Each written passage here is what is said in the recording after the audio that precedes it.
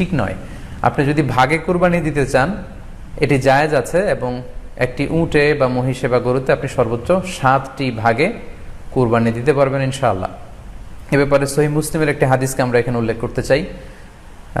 সাইয়েদনা জাবের রাদিয়াল্লাহু তাআলা আনহু থেকে বর্ণিত, তিনি বলেন, ক্বালা হাজাজনা মা রাসূলিল্লাহি সাল্লাল্লাহু আলাইহি ওয়াসাল্লাম, আমরা আল্লাহ রাসূল সাল্লাল্লাহু আলাইহি ওয়াসাল্লামের সাথে হজ করেছি। ফানাহারনাল বাঈরা আন সাবআ, সেখানে আমরা উট কুরবানি দিয়েছি 7 জনের পক্ষ থেকে। ওয়াল বাকারাতা আন সাবআ, আর আমরা সেখানে গরু কুরবানি দিয়েছি 7 জনের পক্ষ থেকে। খুব সুস্পষ্ট, একটি উটে ওনারা 7 জন অংশগ্রহণ করতেন, একটি গরুতে 7 জন অংশগ্রহণ করতেন।